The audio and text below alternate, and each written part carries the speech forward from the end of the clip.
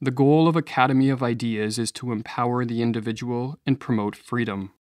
Become a supporting member to help us in our mission and access over 75 membership videos, with more added each month. Sign up now at academyofideas.com/members.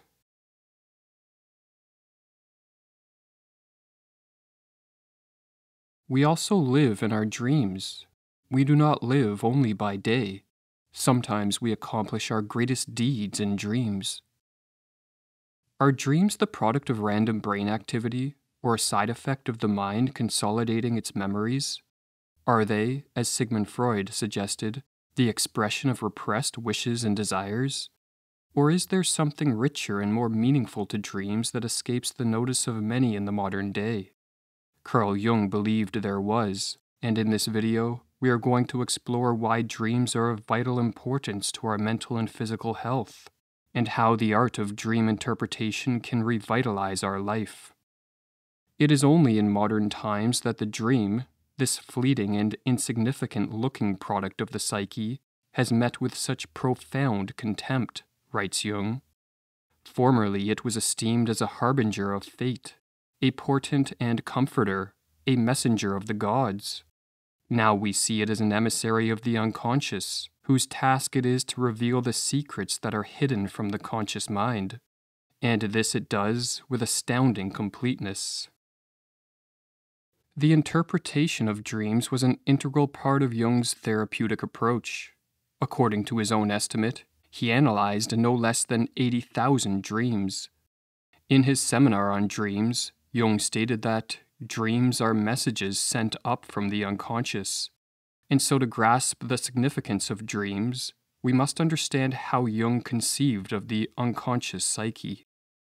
In a lecture given in 1934, Jung wrote that, "It is as if our consciousness were a ship on the great sea of the unconscious. The fate of a ship is partially determined by the activity of the sea, and likewise the direction of our life is highly influenced by the unconscious. Furthermore, just as the sea contains resources, treasures, and dangers that are not easily seen from the surface, so too potentials for good and evil are hidden in our unconscious depths. Psychological development, according to Jung, is facilitated by bringing unconscious contents into the light of consciousness, for this enriches our conscious personality, increases our knowledge, and promotes psychological wholeness. One does not become enlightened by imagining figures of light, but by making the darkness conscious," wrote Jung. More than any other phenomenon, dreams can facilitate this process, as they act as a window into the unconscious mind. Or as Jung explains, the dream is a spontaneous self-portrayal, in symbolic form, of the actual situation in the unconscious. The dream is specifically the utterance of the unconscious. Paying attention to our dreams, and therein making more of the unconscious conscious, bestows many benefits, one of which is that dreams contain insights which in waking life we are unable or unwilling to see. When we sleep, the soul is lit up completely by many eyes. With them we can see everything that we could not see in the daytime. Intuitions or gut feelings that are not consciously processed, subtle hunches about the true character of other people, as well as blind spots and self-deceptions that are inhibiting our development, all are examples of insights which our unconscious can reveal in dreams. This ability of a dream to disclose knowledge otherwise unavailable to waking consciousness is why throughout history, in the words of Jung, the dream has been regarded as a truth-telling oracle, or as Jung explains in more detail, the unconscious is the dark being within that hears what our conscious ears do not hear, and sees what our conscious eyes do not perceive. We only become aware of this unheard hearing, this unseen seeing, when the unconscious sends us these forgotten images and dreams.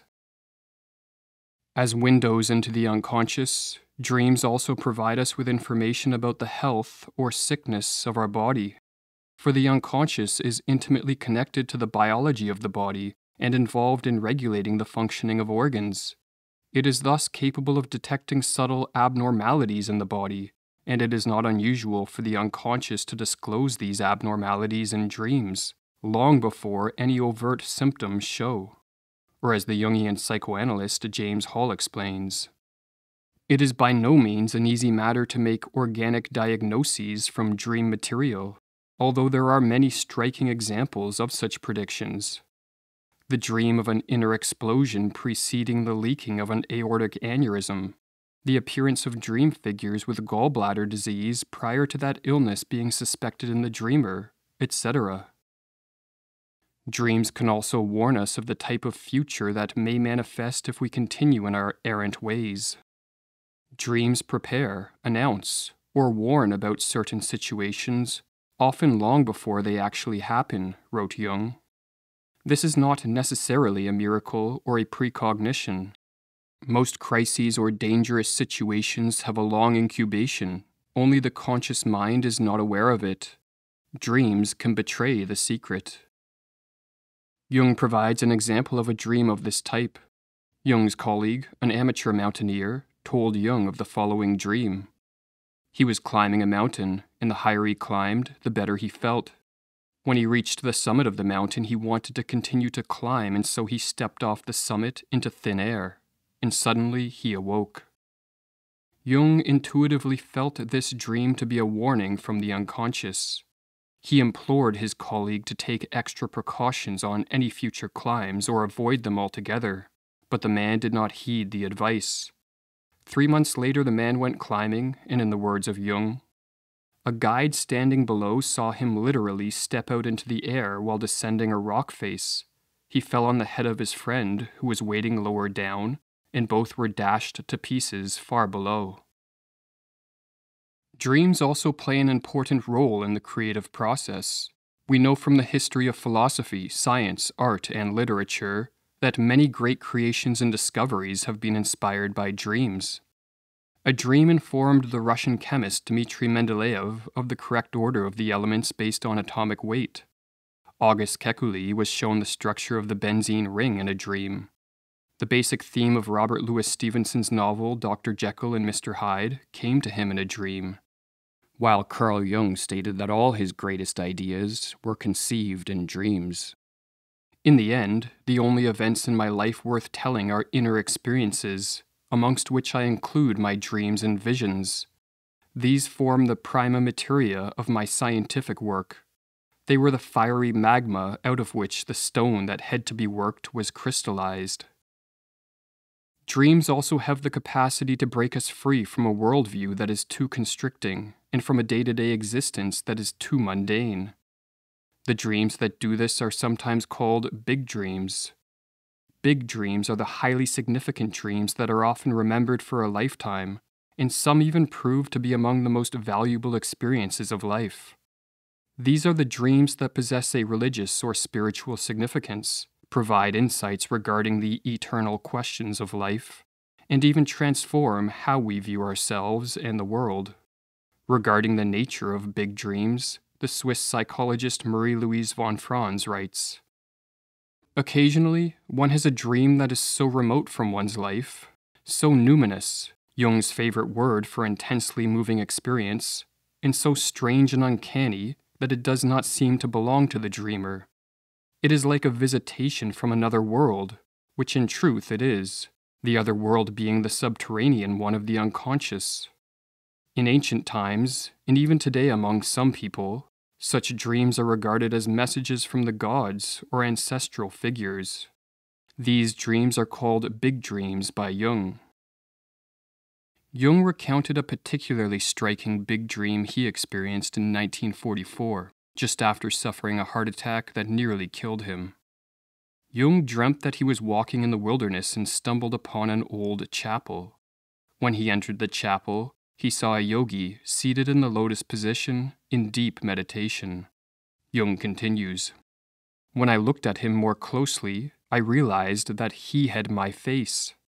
I stared in profound fright and awoke with the thought, aha, so he is the one who is meditating me. He has a dream, and I am it. I knew that when he awakened, I would no longer be. Big dreams are rare. Most people experience no more than a handful of them. The dreams that most frequently populate our sleeping hours are what Jung called compensatory dreams. The function of such dreams is to compensate or correct for the one-sidedness, errors, deviations, or other deficiencies of our conscious attitude. The more our conscious mind is ill-adapted to reality, and the more we are evading the tasks of life, the more we will be visited by dreams of a compensatory nature. When we pay attention to our dreams, a self-regulating tendency in the soul comes into play, which counterbalances the one-sidedness of consciousness or completes it, so that a kind of wholeness and a life's optimum is achieved. A few examples will help clarify the nature of compensatory dreams. A man who is not fulfilling his duties as a father will have dreams that his children hate him, in order to bring him to the awareness that he is avoiding one of the most important tasks of life. A woman who is too identified with her persona, or social personality, will have dreams of committing crimes or engaging in immoral behavior so that she sees the shadow or unconscious dark side of her personality that she needs to integrate to develop a more complete character. Or a man who approaches middle age, yet remains dependent on his parents, will have dreams that portray him as a helpless child, or as being smothered to death, so that he becomes aware of the perilous situation which his lack of independence is creating. The compensatory function of dreams offers welcome assistance, explains Jung. Compensatory dreams illuminate the patient's situation in a way that can be exceedingly beneficial to health. They bring him memories, insights, experiences, awaken dormant qualities in the personality, and reveal the unconscious element in his relationships. So it seldom happens that anyone who has taken the trouble to work over his dreams remains without enrichment and a broadening of his mental horizon.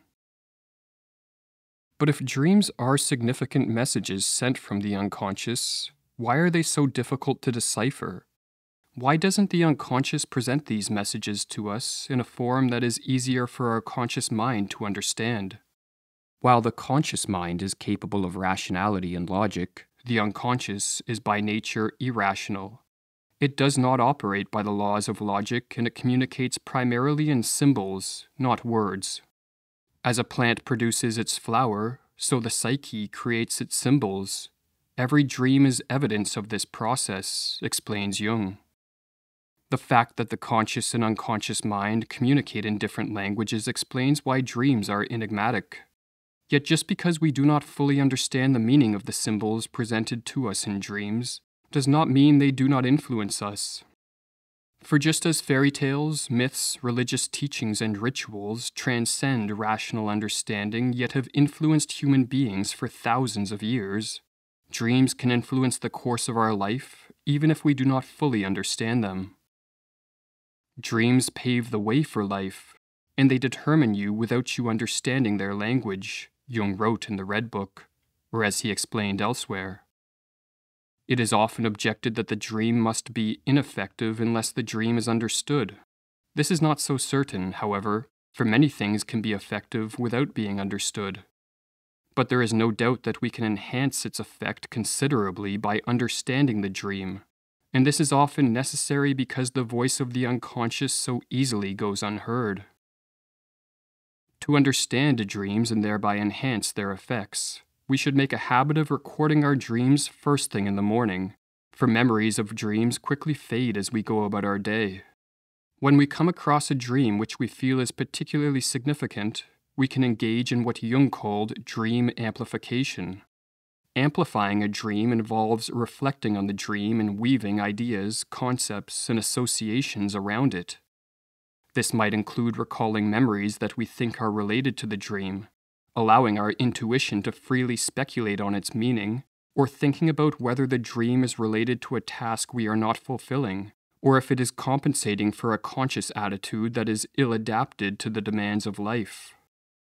In interpreting a big dream, amplification is aided by knowledge of mythology and religion, for big dreams are often composed of the recurring symbols and motifs that are found cross-culturally in religions and myths. We will know that we have stumbled upon a correct dream interpretation when, in the words of Jung, The interpretation clicks. When there is the feeling that it absolutely hits the fact, one knows one is on the right track. Or as von Franz elaborates regarding Jung's method of dream amplification. Jung did not interpret his dreams by immediately forming a clear idea of what they meant. Instead, he carried them around within himself, lived with them inwardly, as it were, and asked questions of them. If he came across something in a book or in an outer experience which reminded him of a dream image, he would add it to that image, so to speak, so that a fabric of ideas developed, with a constantly increasing richness. If we pay more attention to our dreams and devote more time to understanding them, we will possess an effective antidote against many of the collective sicknesses of our age. For in Jung's analysis, much of what plagues modern society, be it endemic levels of neurotic illnesses, mass delusions, a widespread level of cowardice amongst the general population, an extreme susceptibility to propaganda, or a sheep-like obedience to corrupt authority figures, is the result of a dangerous disconnect between the conscious mind and the unconscious. Modern man has lost touch with his instincts, with the basic facts of human nature, and with a common sense wisdom that is millions of years old. As it is dreams that help forge a connection to this ancient ground of our being, the more we pay attention to our dreams, the more we will find the inner strength and intuitive wisdom needed to thrive in a sick society. Or as Jung explains, dreams are impartial, spontaneous products of the unconscious psyche, outside the control of the will. They are pure nature. They show us the unvarnished, natural truth, and are therefore fitted, as nothing else is, to give us back an attitude that accords with our basic human nature when our consciousness has strayed too far from its foundations and runs into an impasse. Learn more about our membership, access transcripts, and the art we use in the videos by visiting academyofideas.com.